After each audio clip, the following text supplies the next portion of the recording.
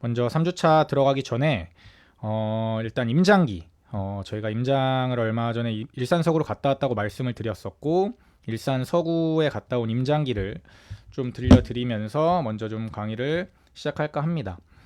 일단 저번에 이제 제가 백마관가를 중심으로 해서 일산 동구 쪽을 제가 보여드렸고, 이쪽을 그때 보여드렸었잖아요. 그래서 이쪽은 제가 한번 설명을 해드렸으니까, 여기랑 이제 쌍두마차라고 할 수 있는 이제 후곡마을 학원과 오마학군이라고 불리는 곳이거든요. 그래서 이쪽을 한번 같이 보셔야 일산에 대해서는 그래도 이해를 하지 않을까, 이해를 할 수 있지 않을까, 제대로 이해할 수 있지 않을까라는 생각에 제가 이쪽까지 같이 당연히 해드려야 되고, 좀 팔이 불편하긴 하지만 그래도 임장하는데 큰 무리는 없었고요. 그래서 간단하게 임장기를 좀 들려드리도록 하겠습니다. 일단 일산 서구 쪽에 보시면 제가 대장 아파트들을 먼저 좀 보여드렸어요. 일산 서구의 대장 아파트의 일단 가격을 좀 먼저 보시는 게 좋을 것 같아요. 이따가도 가격 관련해 가지고 좀 설명을 많이 드릴 텐데, 일단 이쪽이 이제 일단 동구로 분류가 됩니다. 여기가 킨텍스 사거리인데 여기에 이제 GTX-A 킨텍스역이 들어오는 거고요.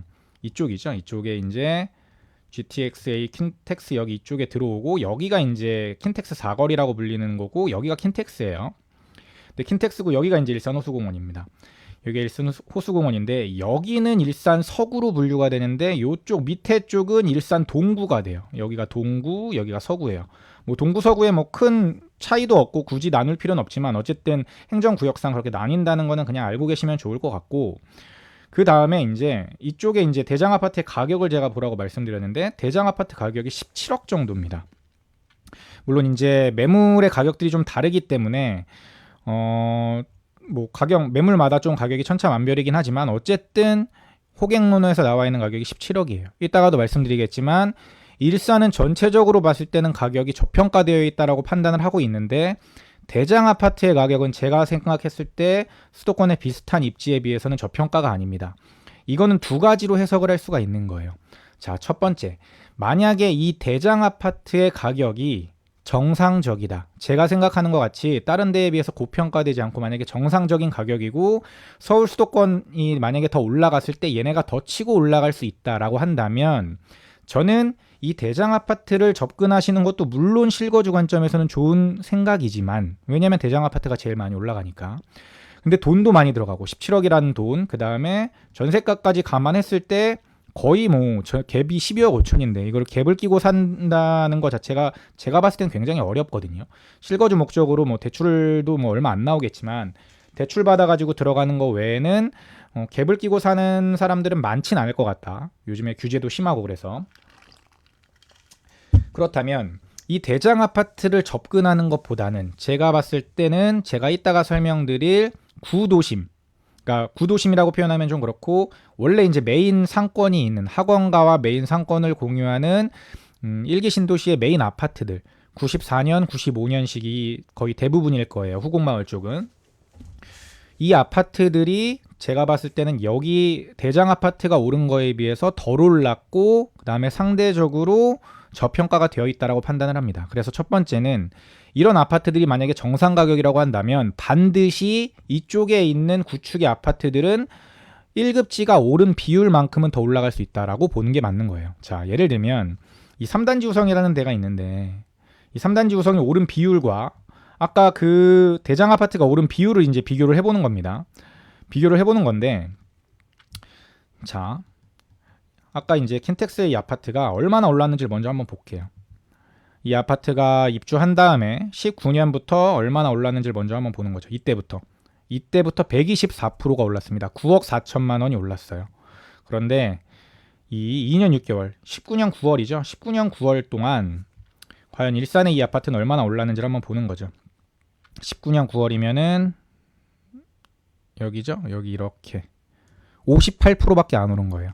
그러니까 지금 좀 조정을 받은 가격이라서 그런데, 가장 높았었던 때를 가격으로 봐도 73.7%밖에 안 올랐다는 겁니다. 제가 같은 지역 내 아파트를 비교 평가할 때는 아실의 비교 평가를 붙이는 것보다, 여러 아파트 가격 비교에 비교 평가를 붙이는 것보다 호갱노노의 상승률로 비교를 하는 게 훨씬 더 정확합니다라고 말씀을 드렸어요. 상승률을 볼 때는 보통은 전저점 대비 상승률, 그 다음에 최근 3년 상승률과 전저점 대비 상승률을 보면 되는데 아까 2019년식이기 때문에 최근 3년이 안 나오고 2년 6개월이 최신이었잖아요. 그러니까 가장 최신의 상승률인 19년 6월부터 봤을 때 124%와 72% 정도. 최근 가격 기준으로는 53%니까 차이가 꽤 많이 난다라는 거예요.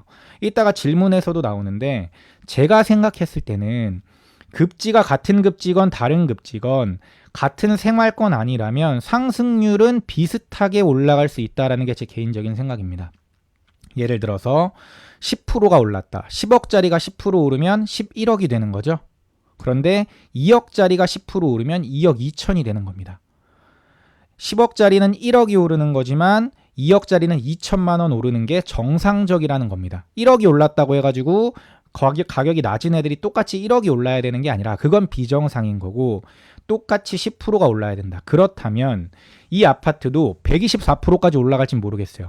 그래도 100% 이상은 올라줘야 제가 봤을 때는 정상적인 상승이라고 볼 수 있는데 같은 도시 내에서 같은 생활권 내에서 대장 아파트는 124% 가까이 올랐는데 그 옆에 있는 아파트들이 못 올랐다라는 건 제가 봤을 때 충분히 더 올라갈 수 있는 여지가 있다라고 보는 거예요. 여기 124%.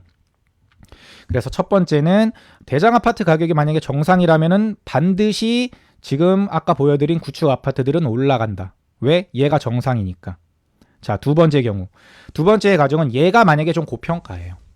얘가 만약에 고평가라고 칠게요. 그럼 다른 이제 급지에 있는 애들을 이따가 제가 비교를 해드릴 건데, 뭐 예를 들면 광명, 그 다음에 뭐 평촌 이런 애들이랑 비교를 해드릴 겁니다. 저 밑에 가가지고 뭐 동탄 이쪽이랑 비교를 해드릴 건데, 만약에 얘네들이 요 정도까지만 올랐다고 하더라도 이게 96% 오른 게 정상 가격이라고 하더라도 아까 오른 퍼센테이지 70몇 프로, 50몇 프로보다는 그래도 얘가 더 높죠. 그러니까 그럼에도 불구하고 쟤네들은 더 올라갈 수 있다라고 저는 보는 거예요. 얘가 만약에 고평가가 돼 있다면 얘를 비교 평가하는 것보다는 실질적으로 내가 궁금한 이 단지들을 다른 지역의 비교군들과 비교 평가해가지고 저평가 여부를 판단해 보는 것. 이게 두 번째 팁입니다. 그래서 두 가지 모두를 봤을 때 제가 생각했을 때 현재 일산의 이 구도시 이제 구축 재건축이 예정되어 있는 이 아파트들은 제가 봤을 때는 지금 저평가되어 있다고 봅니다. 다만 타이밍이 지금이냐라는 질문에는 저는 아직은 이라는 질문, 아직이라는 답을 드리고 싶어요. 왜냐하면 제가 생각했을 때는 개인적으로는 지금보다 더 좋은 기회가 올 것 같아요. 뭐 물론 이제 막 기사들도 막 나오고 있어요. 1기 신도시들 막 재건축되기 때문에 바람이 불고 있고 어쩌고저쩌고. 그런데 제가 갔던 현장 분위기는 생각보다는 조용했다. 물론 이제 일부 투자자들의 문의도 있다고 하고, 그 다음에 예전 이제 불과 이제 몇 개월 전보다는 당연히 조금씩 뜨거워지고 있는 분위기는 맞는데 생각했던 거, 기사에 나오는 것처럼 뭐 몇 억씩 뛰고 호가가 몇 억씩 뛰고 이런 분위기는 아니었거든요. 그러니까 그런 걸 봤을 때 아직은 기회가 있고 지금 당장 재건축될 것들이 아니기 때문에 얘네가 지금 재건축 이슈가 나온다고 해가지고 당장 4, 5년 안에 재건축 될 수 있는 애들이 아니에요. 제가 봤을 때는 그래도 막 이것저것 다 하고 다 짓고 완공되고 입주까지 하려면 10년은 걸립니다.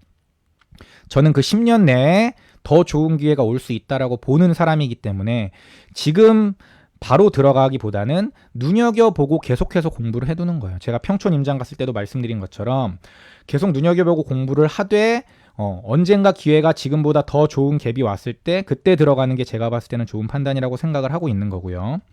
다시 돌아와서 이 대장 아파트의 장점은 뭐냐면 여기 아까 킨텍스역이 들어온다고 말씀을 드렸었고, 이 킨텍스역이 들어온다 그러면 도보권 이에요. 그러니까 뭐 도보 여기 이제 뭐 2단지 같은 1, 2단지 같은 경우는 뭐 바로 이제 출구가 이쪽에 뚫리니까 바로 이제 연결되어 있다고 보시면 되고, 이 제가 봤을 때는 꿈에 그린 아파트도 좋은데 가격 차이가 많이 나니까 이 아파트를 오히려 시세 트래킹에 제가 해놨습니다. 이렇게 더 비싼 아파트, 더 좋은 아파트를 항상 시세 트래킹하는 게 아니라 제가 임장 갔을 당시에 얘가 17억이고 얘가 14억이면은 나 같으면 14억을 주고 얘를 사겠다라는 마음이 들고 얘가 조금 더 투자 가치가 있겠다라는 마음으로 시세 견인 단지를 저는 선정을 하고 있어요.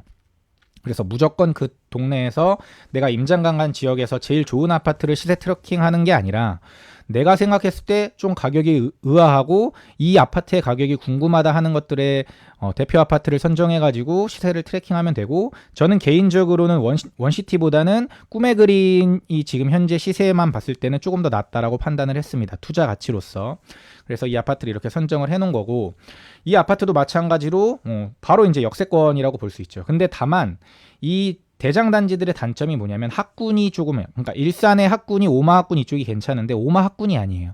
그러니까 여기는 근처에 학교도 없고요. 초등학교 가려면 여기까지 가야 됩니다. 이렇게 초중을 여기까지 이렇게 가야 돼요. 그래서 도보로는 못 가고 이제 셔틀을 타거나 아니면 라이딩을 해줘야 됩니다. 그리고 학원가를 가려면 또 학원가는 이 위쪽까지 이렇게 올라와서 여기 학원가가 있기 때문에 여기까지 가는 것이 도보로는 당연히 불가능하고, 여기까지 이제 라이딩을 하는 불편함이 있어서 일부 학부모들이 이쪽에 살다가 애가 클 때까지만 다시 이쪽으로 들어오자 해가지고 뭐 이쪽으로 다시 이사를 오는 경우도 있대요. 물론 이쪽을 다시 매매해가지고 오는 경우가 흔치는 않겠지만 전세로 다시 들어오거나 월세로 다시 올 수도 있으니까 이런 경우도 있을 만큼 이쪽에 학원가가 좋다라고 합니다. 그리고 이제 뭐 여기는 GTX-역만 장점이 아니라 다 있죠. 여기 일산호수공원도 도보권으로 갈 수 있고, 아쿠아플라넷 있고, 원마운트 있고, 여기 홈플러스, 현대백화점, 그 다음에 제가 보기로 여기 이제 빅마켓이 있었는데 롯데마트에서 하는 그 빅마켓입니다. 빅마켓이 있었는데 영업을 하는지 잘 모르겠어요. 근데 뭐 굳이 빅마켓이 아니더라도 여기 트레이더스가 있으니까 굳이 뭐 트레이더스가 있는데 빅마켓을 가는 사람이 많진 않을 것 같고, 그 다음에 여기 킨텍스도 있고, 그래서 뭐 사는 데는 전혀 불편함이 없고 굉장히 환경은 좋다. 다만 애를 다 키우고 나가지고 살기가 더 좋은 곳일 것 같긴 하다. 제가 이제 동구 때 보여드렸던 이 환경이랑 좀 비슷한 겁니다. 이쪽에 보면 일산 요진 YCT 말씀드릴 때도 같은 말씀을 드렸었고, 여기도 이제 뭐 고향 터미널도 여기 있고 쇼핑몰도 있고 코스트코도 있고 여기가 굉장히 좋은데 학교가 멀고 학군이 이쪽에 백마학원가 쪽이랑 멀다, 이 얘기를 드렸었는데 여기도 마찬가지의 단점이 있는 거고요. 그 다음에 여기 보낼 수 있는 한수초, 그 다음에 한수중, 여기가 뭐 일산 이쪽 오마 학군에서는 그렇게 선호되는 중학교는 또 아니어서 그런 단점이 조금 있는 것 같습니다.